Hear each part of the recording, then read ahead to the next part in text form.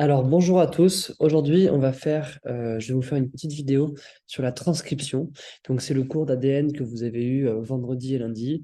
C'est un cours qui est très compliqué parce que il n'est pas toujours très clair.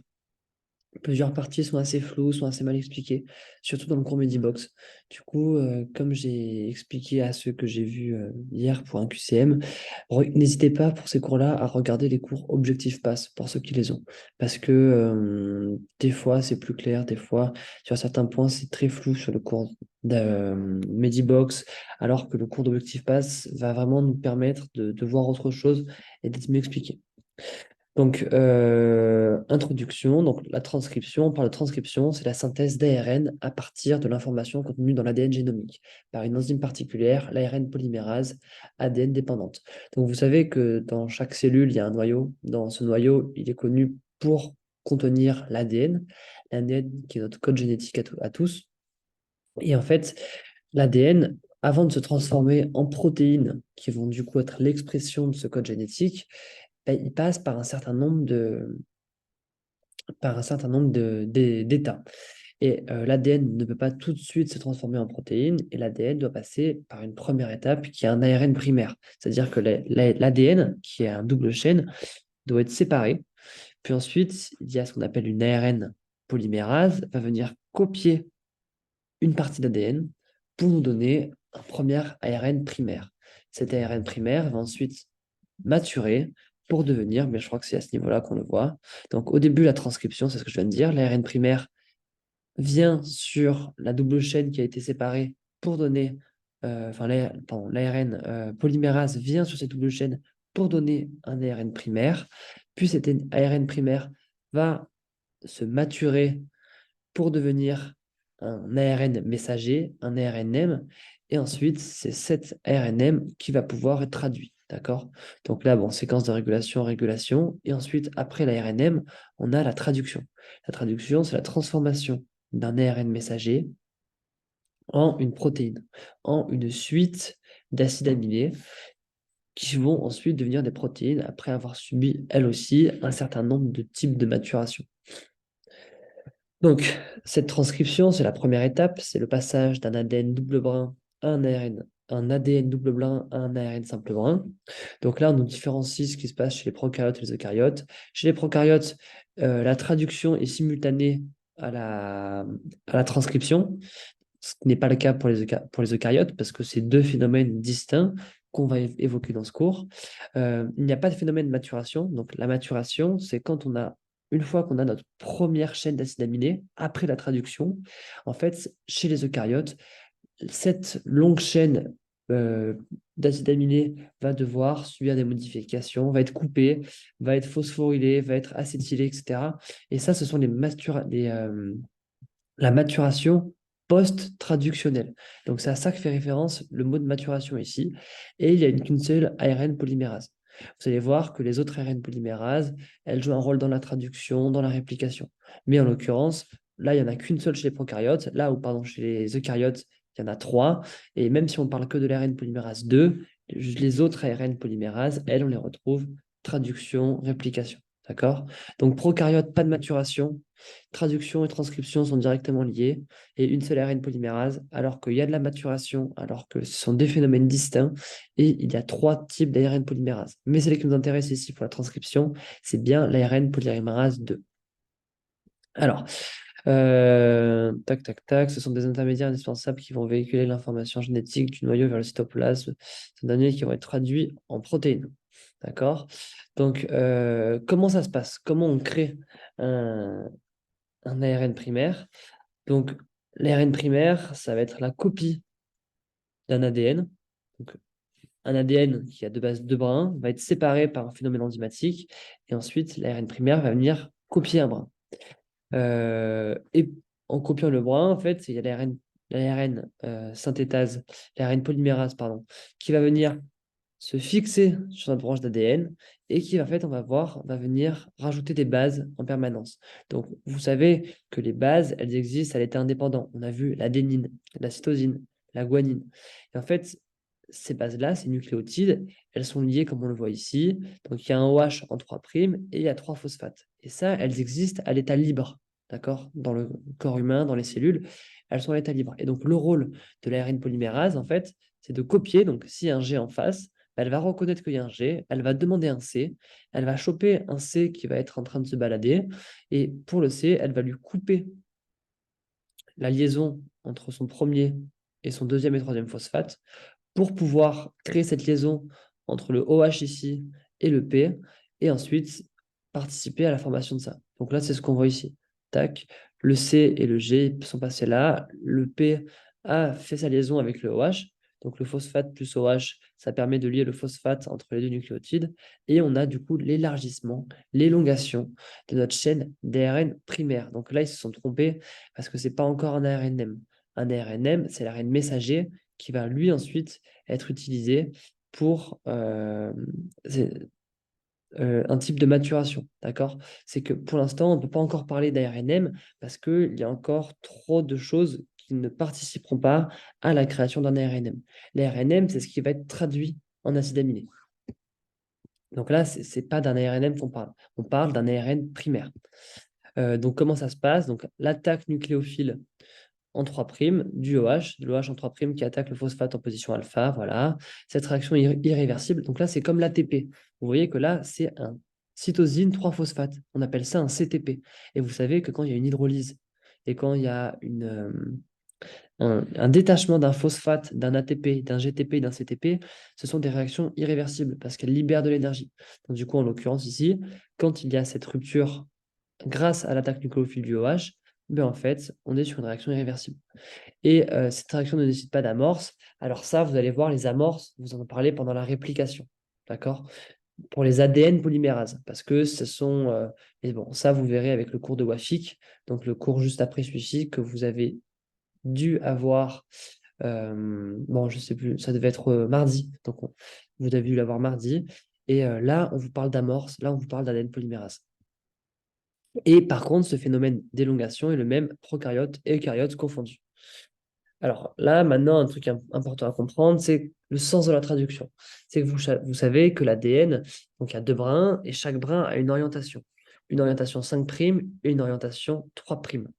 Donc ça, c'est un peu, c'est pas toujours très facile à concevoir, mais bon, il faut se dire qu'il y a deux ADN qui sont complémentaires, donc qui ont des bases qui sont complémentaires. Quand il y a un A d'un côté, j'ai un T de l'autre. Quand il y a un C d'un côté, j'ai le G de l'autre. Et en fait, on va leur donner un sens à chacun de ces brins. Un va être 3', 5', tandis que l'autre va être 5', 3'.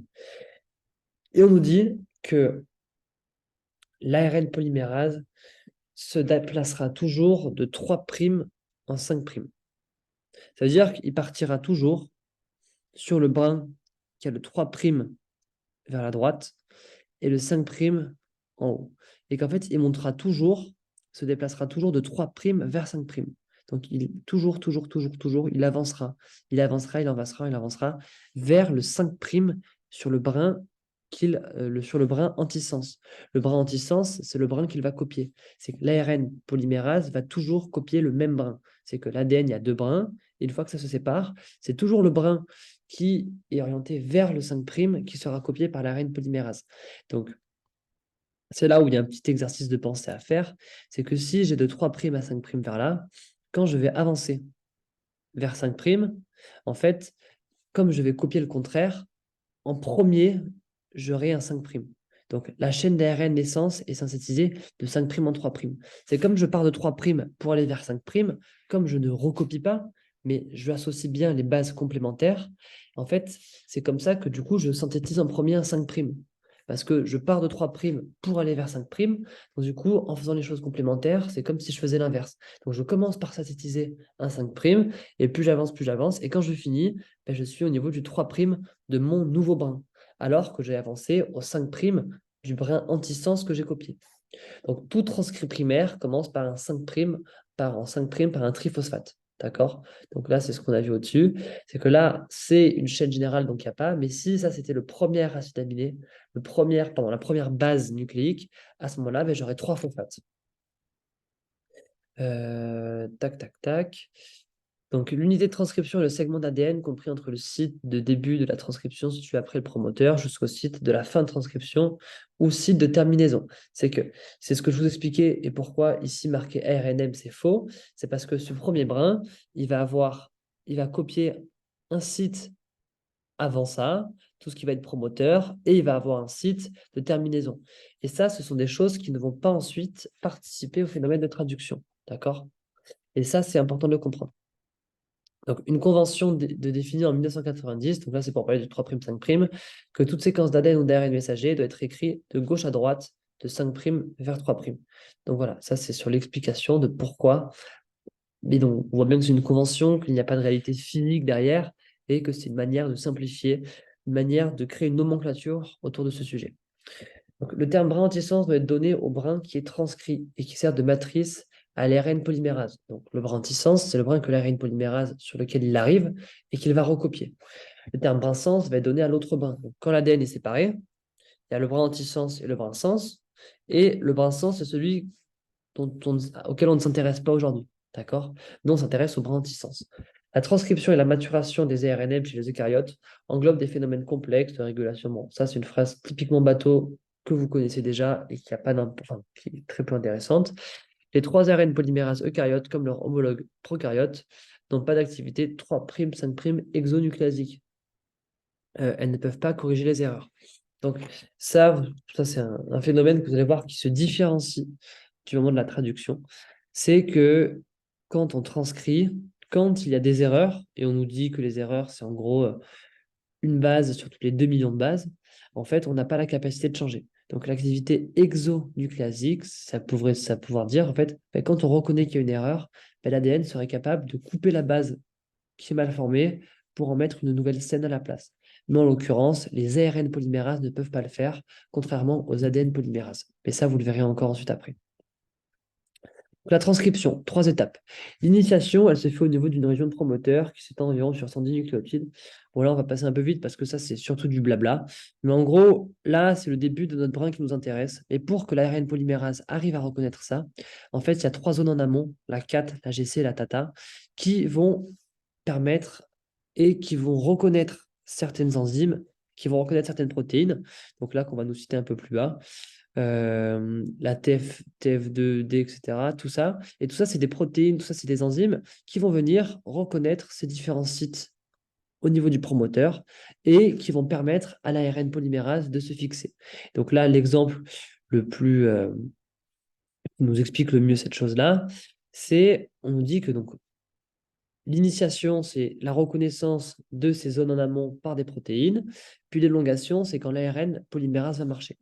On nous dit donc, elle se déroule globalement à vitesse constante. Cependant durant l'élongation, la reine polymérase 2 marque quelques pauses. Le domaine CTD, donc le domaine C-terminal de notre ARN polymérase, joue un rôle important. En effet, dans le complexe d'initiation, le CTD est sous forme déphosphorylée. D'accord? Donc, au tout début, pendant l'initiation, quand ça commence, il n'est pas phosphorylé. Et pendant l'élongation, il est hautement phosphorylé. Donc, quand l'ARN polymérase 2 va commencer à fonctionner, c'est parce qu'il va être hautement phosphorylé sur ses sérines et sur ses tréonines.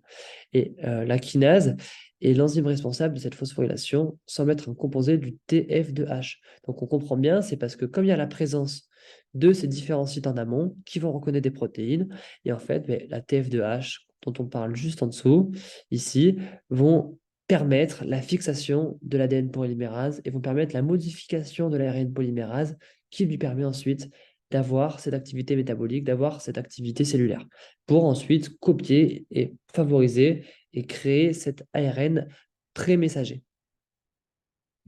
Ensuite, la terminaison. Donc là, on dit que c'est compliqué, que c'est mal connu, et qu'on n'a pas encore compris exactement comment fonctionnait la terminaison de ce phénomène-là. Mais donc, du coup, il faut comprendre pour la transcription qu'il y a de base un ADN double brin qui se sépare en deux sans se casser, et que sur le brin antisens, donc qui est en 5' en haut, 3' en bas, ben, un ARN synthétase va venir se fixer. Il va réussir à se fixer parce qu'il y a un promoteur où il y a différents groupes, donc TATA, CG, CAT. Donc ça, différentes protéines vont pouvoir se fixer là-dessus. L'ARN synthétase va reconnaître ce bloc promoteur et les enzymes vont le permettre de le recruter. Et une fois qu'il est là, ben, en fait, il va commencer à copier la chaîne. Donc, en partant de 3', en montant vers 5', donc en se basant sur le bras anti-sens qui va de 3' en 5', mais du coup, lui va créer son ADN pré-messager à partir de 5' jusqu'en 3'. D'accord? Et donc ça, c'est ça qui est important à comprendre. Et si vous avez compris ça, vous avez compris l'essentiel. Donc voilà, repérez-vous bien dans l'espace. Et si vous avez des questions sur 3', 5', envoyez-moi un message et je vous ferai une petite explication sur une feuille. Parce que là, le fait de ne pas avoir de tableau blanc, c'est un peu compliqué pour vous expliquer tout ça. Mais j'espère qu'à l'oral, c'était pas non plus trop impossible à comprendre. Et voilà, si vous avez des vidéos ou des sujets que vous voulez que j'aborde, n'hésitez pas à me dire. Allez, bon courage.